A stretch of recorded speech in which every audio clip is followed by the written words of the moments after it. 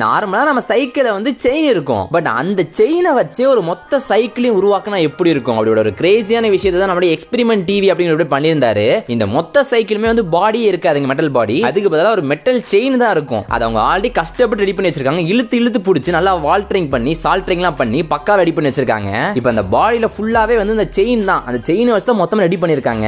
இது எப்ப வேணா உடஞ்சு போல ஓவர் வெயிட் வந்தா சோ ரொம்ப டேஞ்சரான ஒண்ணு தான். இப்போ அதுல வந்து நம்ம எல்லாமே பக்கா பண்ணி முடிச்சிட்டாங்க. இப்போ அடுத்து வந்து பெயிண்டிங் பண்ணலாம் அப்படின்னு மொத்தமா ஒயிட் கலர் பெயிண்ட் அடிக்கிறாங்க. இல்ல ஒயிட் கலர் பெயிண்ட்லாம் அடிச்சு முடிச்சுட்டு ஃபைனல் லுக் பாக்குறப்ப நிஜமாவே சும்மா ஸ்டாப் டாக்கரா வேற லெவல் வித்தியாசமா இருக்குது. இப்போ நம்ம ஏறி ரைடு பண்ண ஸ்டார்ட் பண்ணலாம் அப்படின்ட்டு அது ஏறி உட்காந்துட்டாங்க. ஏறி உட்காந்துட்டு அவர் கஷ்டப்பட்டு தான் ஓடிட்டு இருக்காரு. கொஞ்சம் பேலன்ஸ் பண்ண கஷ்டமா இருக்குது, ஏன்னா கொஞ்சம் ரொம்ப ஒல்லியா இருக்கு அப்படின்ட்டு. பட் டக்குன்னு செயின்லாம் வந்து கலருது. என்னதான் சைக்கிள் நல்லா இருந்தாலுமே பட் அவங்க ஹோம்மேடா பண்ணதுனால கொஞ்சம் செயின்லாம் கலந்துகிட்டே இருக்குது. பட் அதையும் தாண்டி அவர் இன்னொரு ஃப்ரெண்டையும் உட்கார வச்சு அவர் பாட்டு ஓட்டுறாப்ல. அப்பயும் சைக்கிள் நல்லாவே தாங்குதுன்னா பாத்துக்கோங்களேன், நல்லாவே ஓடிட்டு இருக்கு அந்த சைக்கிள். சரி இப்போ 3 பேர் ஏறுவோம் அப்படின்னு 3 பேர் ஏறி கொஞ்சம் தான் போனாங்க, சைக்கிள் டடக்குன்னு உடஞ்சு போச்சு. அப்புறம் என்ன பண்றது, சைக்கிள் தூக்கி கைலாங்கல்ல போட்டு பெருச்சம்பழம் வாங்கி சாப்பிட வேண்டியதுதான். வித்தியாசமான வீடியோ. இந்த வீடியோ பிடிச்சா மறக்காம லைக் பண்ணிட்டு சப்ஸ்கிரைப் பண்ணிட்டு போயிருங்க நம்ம சேனலை.